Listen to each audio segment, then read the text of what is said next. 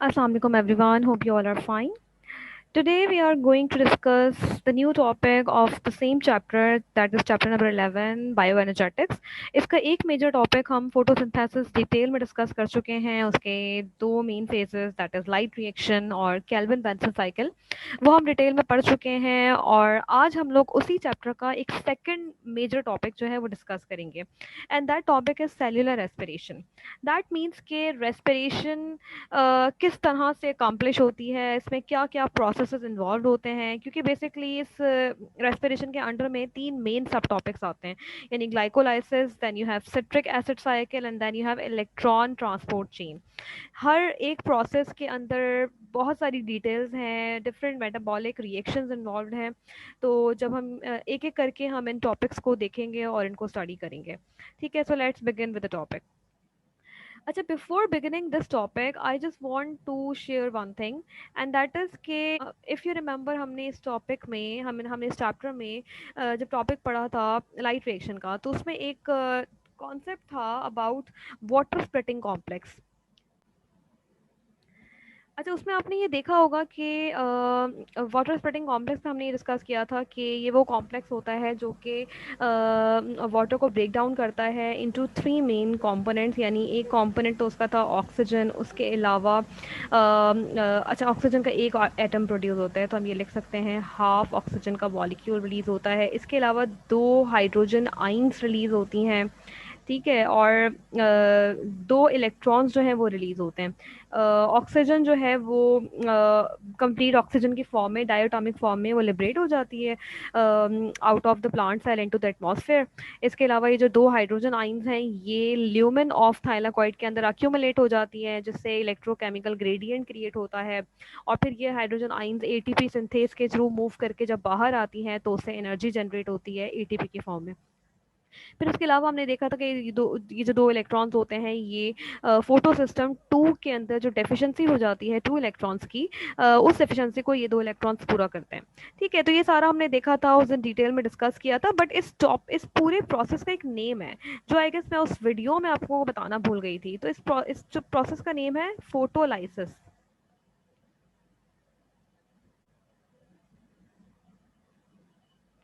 ठीक है, तो बस ये एक मेन टर्म जो थी वो आई गेस उस वीडियो में रह गई थी, दैट इज़ फोटोलाइसिस. यानी इस पूरी लाइसिस को, वाटर के ब्रेक डाउन होने को into these three main components, इस लाइसिस को हम कहते हैं फोटोलाइसिस, क्योंकि ये एक ऐसी लाइसिस है जो लाइट की प्रेजेंस में हो रही है. So that is why it is named as. ठीक है, सो बस ये थी चीज़ जो I just wanted to share with you people. Next जो है, let's just start our today's topic. So let's begin with today's topic, and that is cellular respiration. अच्छा, अभी जो respiration है ना, ये बिल्कुल फोटोसिंथेसिस का बिल्कुल ऑपोजिट रिएक्शन है. फोटोसिंथेसिस में आप सबको पता है कि फोटोसिंथेसिस में क्या हुआ था, कार्बन डाइऑक्साइड जो है वो रिएक्ट करती है किसके साथ, पानी के साथ, यानी वाटर के मॉलिक्यूल के साथ. और जब ये रिएक्ट करते हैं तो ये क्या प्रोड्यूस करते हैं, ये आपके पास शुगर सब्सटेंस प्रोड्यूस करते हैं which is in the form of glucose. और साथ में क्या प्रोड्यूस होता है, साथ में प्रोड्यूस होती है ऑक्सीजन गैस. ठीक है, तो रेस्पिरेशन क्या होता है, रेस्पिरेशन बिल्कुल इस फोटोसिंथेसिस का बिल्कुल एक ऑपोजिट रिएक्शन है. लाइक उसमें क्या होता है कि ये जो ग्लूकोज है ये रिएक्ट करती है ऑक्सीजन के साथ, और जब ये रिएक्ट करती है ऑक्सीजन के साथ तो यही दो मेन सब्सटेंसेस प्रोड्यूस होते हैं, that is carbon dioxide and water. As you can see in this reaction that ये ग्लूकोज का फार्मूला है. Glucose is reacting in the presence of oxygen and it is producing what, carbon dioxide, water. And when it is being broken down, it releases some of the energy, and that energy is how much, that is one glucose molecule के breakdown होने से 673 kilo calories पर mole of energy release out होती है. ठीक है, सो अगर इस प्रोसेस को अगर हम डिफाइन करना चाहें तो we can define it like this, that it is aerobic breakdown. अच्छा, एरोबिक ब्रेकडाउन का मतलब क्या है, we have studied so many times that respiration की दो मेन टाइप्स होती हैं, aerobic respiration and anaerobic respiration. मतलब एनर्जी का प्रोडक्शन जो है जब ऑक्सीजन के प्रेजेंस में होता है तो इस तरह की रेस्पिरेशन को हम एरोबिक रेस्पिरेशन कहते हैं. और अगर यही ग्लूकोज की ब्रेक डाउन या एनर्जी की प्रोडक्शन हो ऑक्सीजन की एब्सेंस में, तो ऐसी रेस्पिरेशन को हम कहते हैं एनएरोबिक रेस्पिरेशन. ठीक है, सो बट यहाँ पर हम जो बात कर रहे हैं वो ऑक्सीजन की प्रेजेंस में बात कर रहे हैं, बिकॉज जो major amount of energy produce होती है या कंप्लीट अमाउंट ऑफ एनर्जी जो प्रोड्यूस होती है वो बेसिकली ऑक्सीजन की प्रेजेंस में ही होती है, right. So aerobic breakdown of glucose molecule, right, with accompanying synthesis of ATP, and obviously जो हमारा मेन टारगेट है ये पूरा प्रोसेस करने का वो एटीपी की सिंथेसिस है, बिकॉज ये वही एटीपी है जिससे बॉडी के जितने भी मेटाबॉलिक रिएक्शंस हैं वो सब परफॉर्म हो सकते हैं, right? So this is aerobic breakdown of glucose molecules with the synthesis of ATP. So that process is termed as what? Cellular respiration. And during this respiration, what happened? Carbon dioxide and water, these are produced as the byproducts. ये byproducts है, but हमारा जो main product है वो आपके पास क्या है? ATP. ठीक है। अच्छा, अब इस इक्वेशन के अंदर if you could see reactants में आपको यहाँ पर 6 वाटर के मॉलिक्यूल्स भी नजर आ रहे हैं, जबकि प्रोडक्ट साइड पे आपको 12 वाटर के मॉलिक्यूल्स नजर आ रहे हैं। तो ये तो है एक्चुअल इक्वेशन, बट बिकॉज जब सेम टर्म्स जब सेम टर्म्स इक्वेशन के दोनों तरफ होती हैं तो फिर हम उन्हें कट कर देते हैं। सो अगर 6 मॉलिक्यूल्स यहाँ पर हैं और 6 मॉलिक्यूल्स ही यहाँ पर हैं, तो अब अगर इसको हम सिंप्लीफाइड वे में लिखना चाहें तो we can write it like this, that 1 glucose molecules, अब ये बिकॉज कट हो चुका है so we are not writing it, with 6 oxygen molecules and they are liberating 6 molecules of carbon dioxide again, and क्योंकि 6 molecules इस 12 में से cut हो चुके हैं so we are remain with these 6 molecules of water and 673 kilo calories पर mole of energy जो है वो लिबरेट होती है, जिसको यूटिलाइज कर लिया जाता है, जिसको मीडिएट कर लिया जाता है इन एटीपी मॉलिक्यूल्स। ठीक है। अच्छा, यहाँ पर एक बात ये भी नोट करने वाली है कि एक ग्लूकोज मॉलिक्यूल से इतनी अमाउंट ऑफ एनर्जी यानी 673 किलो कैलोरीज पर मोल ऑफ एनर्जी रिलीज हो रही है। ये जो एनर्जी है this is being release by the break down of this 1 glucose molecule. तो अब आप इमेजिन कर सकते हो कि जितने ज्यादा ग्लूकोज मॉलिक्यूल्स होंगे उतने ज्यादा आप 673 को उस नंबर से मल्टीप्लाई करते जाओ, you will get the amount of energy. ठीक है। अच्छा, अब ये बात यहाँ पे नोट करने वाली है कि ये सारी की सारी जो एनर्जी है वो एटीपी बनाने में यूज नहीं होती है। ठीक है। इसमें से कुछ एनर्जी जो है वो लिबरेट हो जाती है in the form of heat, जिससे आपकी बॉडी टेम्परेचर मेंटेन किया जाता है। ठीक है। आपके ब्लड के अंदर जो हीट मौजूद होती है वो बेसिकली इसी प्रोसेस के अंदर से जो हीट लिबरेट होती है वही हीट ब्लड के अंदर ट्रांसपोर्ट हो रही होती है और उस हीट से पूरी बॉडी का टेम्परेचर को मेंटेन किया जाता है। ठीक है। अच्छा, एक एटीपी मॉलिक्यूल के अंदर कितनी अमाउंट ऑफ एनर्जी को इंसर्ट किया जा सकता है? अच्छा, एटीपी की सिंथेसिस होती है by ADP, that is adenosine diphosphate. इसके साथ क्या किया जाता है? इसके साथ एक इनऑर्गेनिक फॉस्फेट को बॉन्ड करवा दिया जाता है।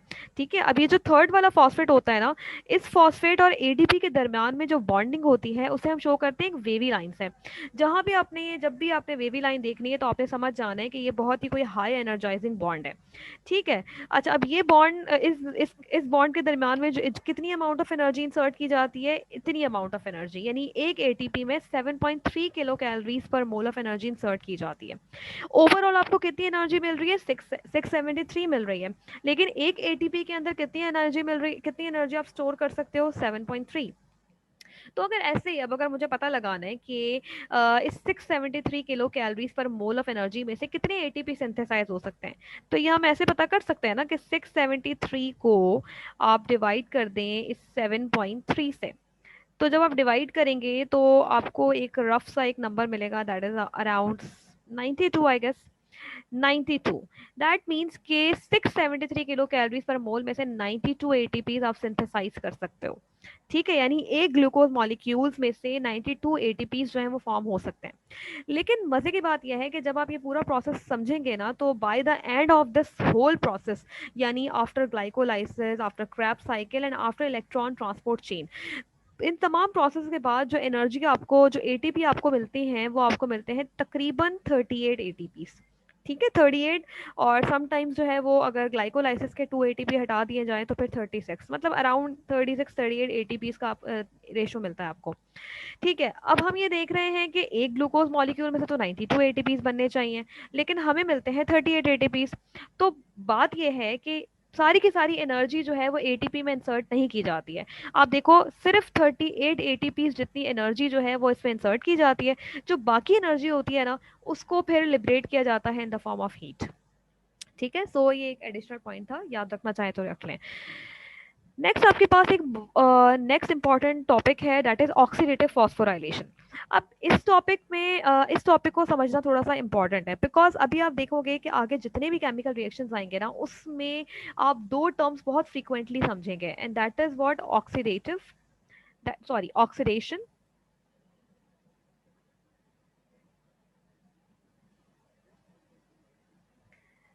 नेक्स्ट है आपके पास रिडक्शन। ये आप लोगों ने टॉपिक शायद अपनी केमिस्ट्री के लेक्चर्स में बड़ा डिटेल में समझा भी होगा। ठीक है, जैसे आपको पता है कि ऑक्सीडेशन का मतलब होता है लॉस ऑफ इलेक्ट्रॉन या लॉस ऑफ हाइड्रोजन।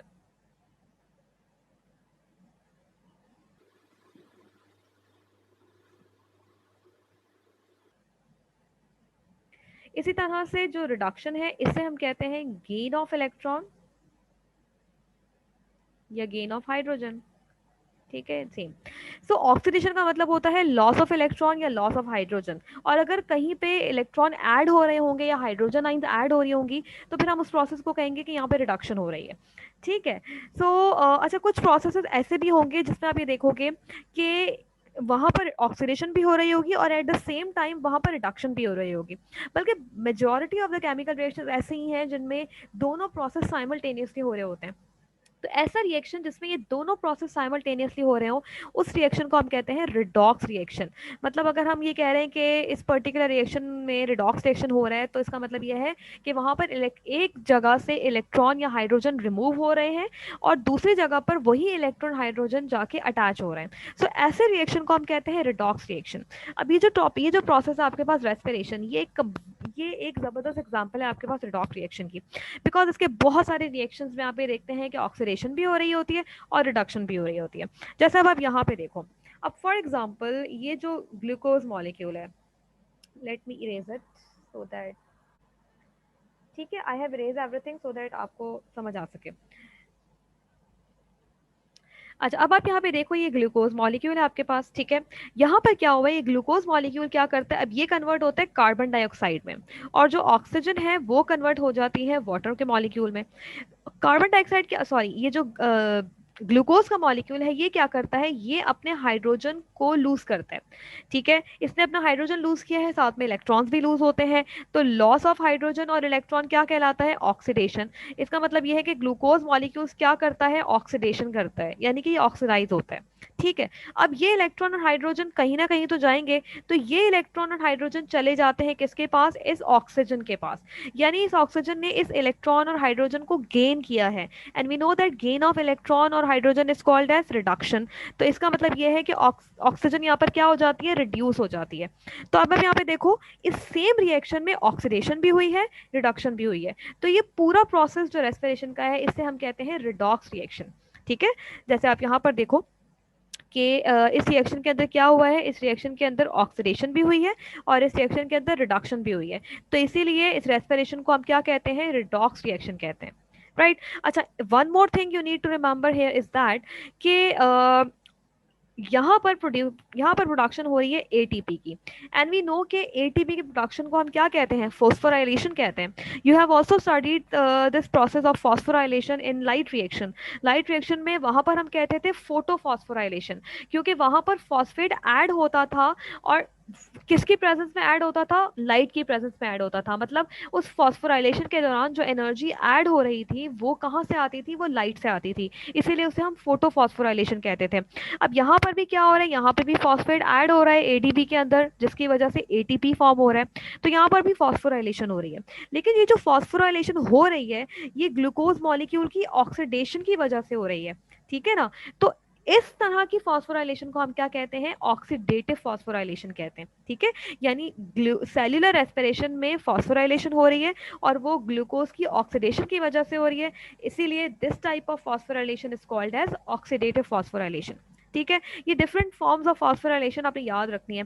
अभी जब आप नेक्स्ट ग्लाइकोलाइसिस पढ़ेंगे तो उसमें आप देखेंगे एक और फॉस्फोराइलेशन आएगी, जिसे हम कहेंगे सबस्ट्रेट लेवल फॉस्फोराइलेशन। वो फिर मैं आपको वहीं पे एक्सप्लेन करूंगी। ठीक है, so far we have discussed about photophosphorylation in the case of light reaction, and now we have discussed about this oxidative phosphorylation. अच्छा, अब रेस्पिरेशन जो है वो दो टाइप्स की होती है, एरोबिक रेस्पिरेशन और एनारोबिक रेस्पिरेशन। ये हम बहुत बार पढ़ चुके हैं, इनफैक्ट चैप्टर नंबर 5 बैक्टीरिया के चैप्टर में हमने इसे पढ़ा था। एरोबिक रेस्पिरेशन बहुत ही सिंपल, कि ये वो रेस्पिरेशन है जो ऑक्सीजन की प्रेजेंस में होती है, ठीक है। और इस दौरान क्या होता है, इस दौरान वही कार्बन डाइऑक्साइड, वाटर और एनर्जी लिबरेट होती है, ठीक है। अच्छा, एरोबिक रेस्पिरेशन में जो एनर्जी लिबरेट होती है वो कंप्लीट एनर्जी लिबरेट होती है, यानी ये जो ग्लूकोज है ये कंप्लीटली ऑक्सीडाइज होता है। ऐसा नहीं होता कि इसके अंदर अभी कोई कंपाउंड ऐसा रह गया है जिसके अंदर एनर्जी अभी बाकी है। आप देखो यहाँ पर जो प्रोडक्ट्स, बाई प्रोडक्ट्स बने हैं, यानी कार्बन डाइऑक्साइड और वाटर, ये कंप्लीटली ऑक्सीडाइज और रिड्यूस हो चुके हैं, यानी इनके अंदर अभी कोई एनर्जी बाकी नहीं है। सो यहाँ पर ये हम ये कहेंगे कि ये ग्लूकोज कंप्लीटली ऑक्सीडाइज हुआ है और कंप्लीट एनर्जी इसके अंदर से लिबरेट हुई है, ठीक है। तो इसीलिए this is the most efficient form of respiration. जबकि जो सेकंड टॉपिक है, सेकंड टाइप है आपके पास, दैट इज एनारोबिक रेस्पिरेशन। अच्छा, एनारोबिक रेस्पिरेशन, क्योंकि ये वो रेस्पिरेशन है जो ऑक्सीजन की एब्सेंस में होती है, ठीक है। तो इस रेस्पिरेशन का एक कमर्शियल नेम भी है, that name is called as fermentation, ठीक है। आप लोगों ने ये टर्म जो है सुनी भी होगी या कहीं पढ़ी भी होगी। तो इस रेस्पिरेशन को हम कहते हैं फर्मेंटेशन, ये इसका कमर्शियल नेम है। अब ये एनारोबिक रेस्पिरेशन ना दो तरह की होती है, एक जिसमें इथेनॉल की प्रोडक्शन होती है,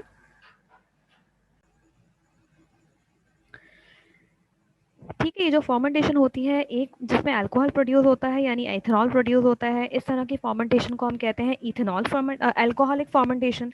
और एक वो फर्मेंटेशन होती है जिसमें लैक्टिक एसिड प्रोड्यूस होता है, इस तरह की फर्मेंटेशन को हम कहते हैं लैक्टिक एसिड फर्मेंटेशन।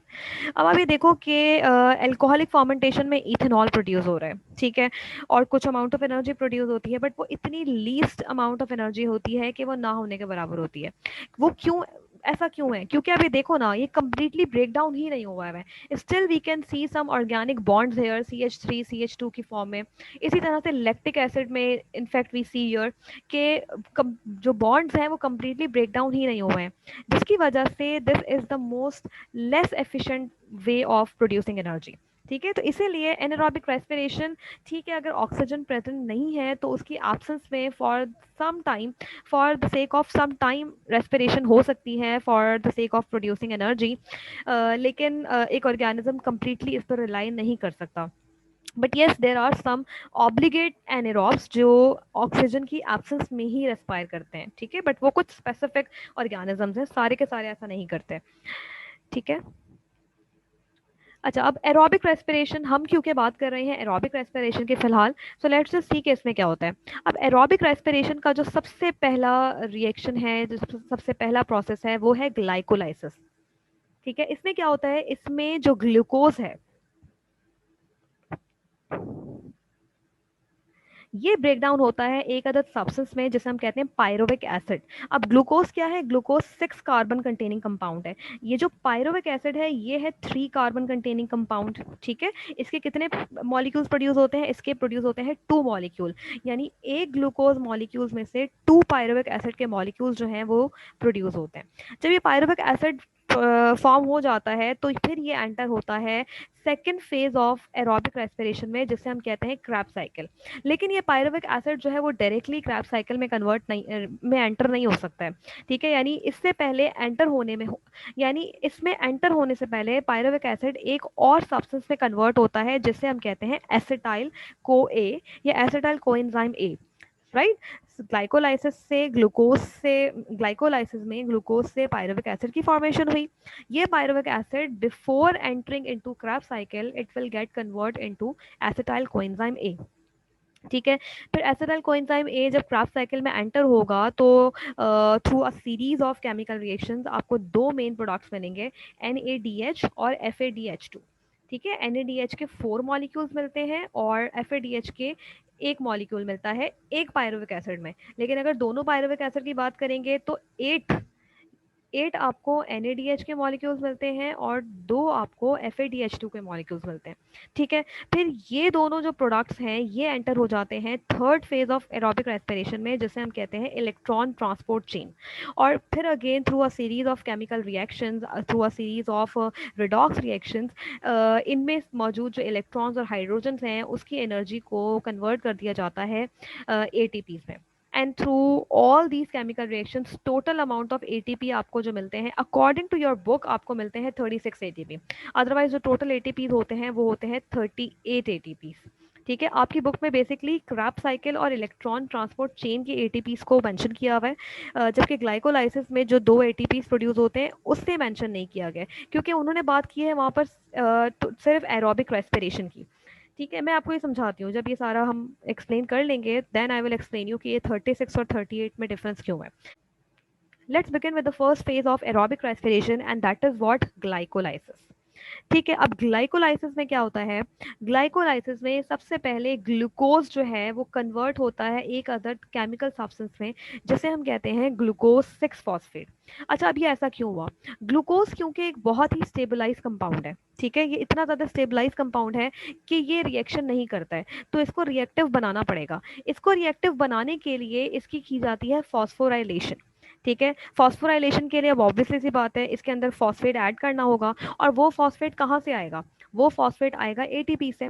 एटीपी क्या करेगा, अपना एक फॉस्फेट जो है वो इस ग्लूकोज को दे देगा, और ये ग्लूकोज कन्वर्ट हो जाएगा ग्लूकोज 6 फॉस्फेट में, and from this ATP ADP will form. ठीक है, तो ये कन्वर्ट हो जाएगा ग्लूकोज 6 फॉस्फेट में। इसके बाद ग्लूकोज 6 फॉस्फेट की होगी आइसोमराइजेशन। आइसोमराइजेशन का मतलब क्या है कि ग्लूकोज 6 फॉस्फेट से फॉर्म होगा फ्रक्टोज 6 फॉस्फेट। अब आप ये देखो, ये जो ग्लूकोज 6 फॉस्फेट है और फ्रक्टोज 6 फॉस्फेट है, ये दोनों एक दूसरे के हैं आइसोमर्स। ठीक है, इसको हम कहते हैं आइसोमराइजेशन। मतलब इसमें कुछ नहीं हो रहा है, इसमें सिर्फ इनके स्ट्रक्चर में चेंजेस आ रही हैं, यानी इनके स्ट्रक्चरल डिफरेंसेस क्रिएट हो रहे हैं, और ग्लूकोज 6 फॉस्फेट कन्वर्ट हो जाएगा फ्रक्टोज 6 फॉस्फेट में। बाकी इसमें किसी चीज़ के कोई एडिशन या इसमें से कुछ रिमूवल नहीं हो रहा है। ठीक है, इसके बाद होगा फ्रक्टोज 6 फॉस्फेट की फिर से फॉस्फोराइलेशन। ठीक है, अच्छा, उससे पहले आप यहाँ पर देख लो कि ग्लूकोज और फ्रक्टोज ये दोनों एक दूसरे के आइसोमर्स हैं। आइसोमर का मतलब ये होता है कि इनके केमिकल फार्मूलाज बिल्कुल सेम होते हैं, जो डिफरेंस आता है वो इनके स्ट्रक्चरल फार्मूलाज में आता है, क्योंकि ग्लूकोज और फ्रक्टोज दोनों का फार्मूला क्या है, C6H12O6। ठीक है, दोनों के फॉर्मूला सेम है। इवन एक और सब्सटेंस होता है जिसे हम कहते हैं, एक और हेक्सॉस शुगर होती है जिसे हम कहते हैं गैलेक्टोज, उसका फॉर्मूला भी सेम होता है। डिफरेंस किस चीज़ का है, डिफरेंस आता है इनके स्ट्रक्चर में। अब देखो यहाँ पर आप देख सकते हो कि कार्बन नंबर 1 के साथ डबल बॉन्ड है, जबकि यहाँ पर जो डबल बॉन्ड है वो कार्बन नंबर 2 के साथ है। तो ये कुछ स्ट्रक्चरल डिफरेंसेस होते हैं, otherwise molecular formula is same. So isomerization होती है, ग्लूकोज 6 फॉस्फेट से कन्वर्जन होती है फ्रक्टोज 6 फॉस्फेट में। इसके बाद फिर से होगी फॉस्फोराइलेशन, और फॉस्फोराइलेशन किसकी मदद से होती है, एटीपी की मदद से होती है। एटीपी अपना फॉस्फेट देगा इसको, और वो फॉस्फेट लग जाएगा इसके कार्बन नंबर 1 के साथ। यानी अभी फॉर एग्जाम्पल ये फ्रक्टोज है, ये है इसका कार्बन नंबर 6। ठीक है, 1 2 3 4 5 6। तो फॉर एग्जाम्पल पहले क्या है, फॉस्फेट ग्रुप लगा था यहाँ पर। ठीक है, अब जो फॉस्फेट ग्रुप लगेगा वो लगेगा इस कार्बन नंबर 1 के साथ। That's it. सो ये कन्वर्ट हो जाएगा किसमें, फ्रक्टोज 1 6 फॉस्फेट में, 1 6 बाईफॉस्फेट में। ठीक है, so this is after now. First of all what happen, phosphorylation हुई है, उसके बाद आइसोमराइजेशन हुई है, और फिर से फॉस्फोराइलेशन हुई है। अब नेक्स्ट स्टेप में क्या होगा कि ये जो फ्रक्टोज 1 6 फॉस्फेट है, 1 6 बाईफॉस्फेट है, ये कन्वर्ट होगा दो केमिकल सब्सटेंसेस में। वो दो केमिकल सब्सटेंसेस कौन कौन से हैं, एक है आपके पास ग्लिसरल्डिहाइड 3 फॉस्फेट, ठीक है, और दूसरा है आपके पास डाईहाइड्रोक्सी एसीटोन फॉस्फेट। ठीक है, ग्लिसरल्डिहाइड 3 फॉस्फेट जिसे हम लिखते हैं GA3P। ये हमने, अगर आपको याद हो तो ये हमने फोटोसिंथेसिस में भी देखा था। ठीक है, ये हमने केल्विन बेंजल साइकिल में भी देखा था, जिसमें रिडक्शन फेज में ग्लिसरेट 3 फॉस्फेट कन्वर्ट होता है ग्लिसरल्डिहाइड 3 फॉस्फेट में। ठीक है, बहरहाल सो ये जो फ्रक्टोज 1 6 बाईफॉस्फेट है ये कन्वर्ट होता है दो केमिकल सब्सटेंसेज में, विच इज ग्लिसरल्डिहाइड 3 फॉस्फेट और डाईहाइड्रोक्सी एसीटोन फॉस्फेट। अच्छा, अब यहाँ पर आप ये नोट करो कि ग्लूकोज क्या था, ग्लूकोज 6 कार्बन सब्सटेंस था। उसके बाद जब ग्लूकोज 6 फॉस्फेट बना तो भी वो 6 कार्बन स्ट्रक्चर ही था। जब फ्रक्टोज 6 फॉस्फेट में कन्वर्ट हुआ तो भी 6 कार्बन स्ट्रक्चर ही था। एंड इवन जब फिर से फॉस्फोराइलेशन हुई है और फ्रक्टोज 1 6 बाईफॉस्फेट बना है, तब भी ये 6 कार्बन स्ट्रक्चर था। लेकिन अब ये ब्रेक डाउन हो रहा है दो केमिकल सब्सटेंसेज में, डाईहाइड्रोक्सी एसीटोन फॉस्फेट, इसे हम लिखते हैं DHAP। ठीक है, इसको हम ये भी लिखते हैं, और ग्लिसरॉल्डिहाइड 3 फॉस्फेट, ये दोनों के दोनों हैं आपके पास 3 कार्बन स्ट्रक्चर है, यानी ये भी 3 कार्बन स्ट्रक्चर है और ये भी 3 कार्बन स्ट्रक्चर है। बेसिकली ये जो ग्लाइकोलाइसिस नेम है ना, ये इसी रिएक्शन, ये वाला जो स्टेप है ना, इसी वजह से इसको हम कहते हैं ग्लाइकोलाइसिस। ग्लाइकोलाइसिस का मतलब क्या है कि at this stage this 6 carbon structure is being broken down, इसकी लाइसिस हो रही है और ये 2 सब्सटेंसेस में ब्रेक डाउन हो रहा है। ठीक है, so this is the reaction, this is the step because of which the cycle has been named so। ठीक है, अच्छा अब यहाँ पर ये जो डाईहाइड्रोक्सी एसीटोन फॉस्फेट और ग्लिसरॉल्डिहाइड 3 फॉस्फेट है ना, ये दोनों भी एक दूसरे के आइसोमर्स हैं, इसीलिए ये दोनों एक दूसरे में इंटर कन्वर्टेबल हैं। ठीक है, तो अब डाईहाइड्रोक्सी एसीटोन का क्योंकि कोई काम नहीं है, तो ये भी कन्वर्ट हो जाता है किसमें, ग्लिसरॉल्डिहाइड 3 फॉस्फेट में। तो ओवरऑल ग्लिसरॉल्डिहाइड 3 फॉस्फेट के कितने मॉलिक्यूल्स बन गए हैं, 2 मॉलिक्यूल्स बन गए। ठीक है, so these are the reactions up till now. अच्छा, इस यहाँ तक के जो 5 रिएक्शंस हैं, इन्हें हम कहते हैं एनर्जी इन्वेस्टमेंट फेज। क्यों कहते हैं, क्योंकि आप देखो यहाँ पर क्या हुआ है। अच्छा, रेस्पिरेशन का मकसद क्या है, रेस्पिरेशन का मतलब है कि एटीपी को प्रोड्यूस करना, लेकिन यहाँ तो हम ये देख रहे हैं कि उल्टा हम एटीपी को यहाँ पर यूटिलाइज कर रहे हैं। आप देखो ना, यहाँ पर जो फॉस्फोराइलेशन हुई है वो एटीपी की मदद से हुई है, फिर जो फॉस्फोराइलेशन हुई है वो फिर एटीपी की मदद से हुई है। तो अब तक रिएक्शन अभी स्टार्ट हुआ है और हम 2 एटीपी के मॉलिक्यूल जो हैं वो इन्वेस्ट कर चुके हैं। तो फिर ये कैसा प्रोसेस है कि जिसमें हमें एटीपी लगानी पड़ रही है। तो माय डियर, ऐसा होता है ना कि जब कभी आप बिजनेस भी कोई स्टार्ट करते हैं तो पहले आपको इन्वेस्टमेंट करनी पड़ती है, इन्वेस्टमेंट करते हैं तब जाके कहीं आपको प्रॉफिट मिलता है। ठीक है, तो इन्वेस्टमेंट नीडेड है। तो यहाँ पर भी हम क्या कर रहे हैं, यहाँ पर भी हम एनर्जी को इन्वेस्ट कर रहे हैं। तो यहाँ तक का जो ये 5 रिएक्शंस हैं, इस फेज को हम कहते हैं एनर्जी इन्वेस्टमेंट फेज, क्योंकि अब इसके बाद जो रिएक्शंस आएंगे वो होंगे एनर्जी यील्डिंग फेज, यानी उसमें हमें जो है वो एनर्जी इंशाल्लाह मिलना स्टार्ट हो जाएगी। ठीक है, so let's move towards the second phase, that is energy yielding phase. Now अब इस रिएक्शन में क्या होता है, अब यहाँ पर आपको याद होगा कि ग्लिसरॉल्डिहाइड 3 फॉस्फेट के कितने मॉलिक्यूल्स बने थे, 2 मॉलिक्यूल्स बने थे, और इस ग्लिसरॉल्डिहाइड 3 फॉस्फेट में कितने कार्बन होते हैं, 3 कार्बन होते हैं। ठीक है, ये कार्बन का रेशो हमें मेंटेन रखना पड़ता है, इसीलिए हर रिएक्शन के साथ हमें ये देखना होता है कि किसके अंदर कितने कार्बन है। ठीक है, अच्छा अब यहाँ पर क्या होगी, अब यहाँ पर 2 चीजें होंगी। यहाँ पर सबसे पहले होगी ऑक्सीडेशन और दूसरी चीज होगी अगेन फॉस्फोराइलेशन। ठीक है, ऑक्सीडेशन का मतलब अभी आपको बताया, अभी आपने पढ़ा है कि ऑक्सीडेशन का मतलब होता है loss of oxygen, loss of, oxidation का मतलब होता है लॉस ऑफ इलेक्ट्रॉन या लॉस ऑफ हाइड्रोजन एटम्स। तो अब ये ग्लिसरॉल्डिहाइड 3 फॉस्फेट बेसिकली कन्वर्ट हो रहा है 1,3 बिसफॉस्फोग्लिसरेट में। ठीक है, यानी ग्लिसरॉल्डिहाइड कन्वर्ट हो रहा है ग्लिसरेट में।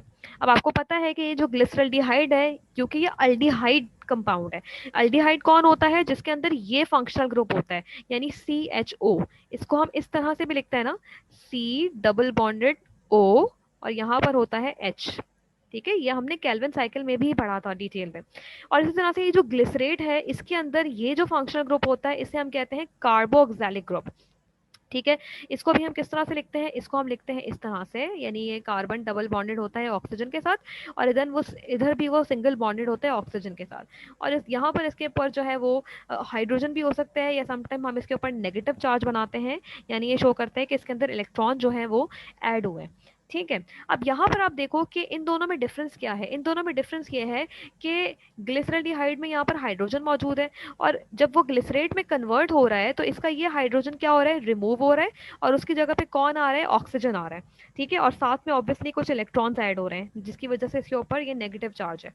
ठीक है ना, तो अब यहाँ पर हम क्या कर रहे हैं, यहाँ पर ऑक्सीडेशन हो रही है ग्लिसरॉल्डिहाइड की, यानी ग्लिसरॉल्डिहाइड क्या कर रहा है, हाइड्रोजन को लूज कर रहा है, हाइड्रोजन को भी लूज कर रहा है और साथ में इलेक्ट्रॉन्स को भी लूज कर रहा है। ठीक है, तो यहाँ पर इसीलिए हम ये कह रहे हैं कि ग्लिसरॉल्डिहाइड की ऑक्सीडेशन हुई है।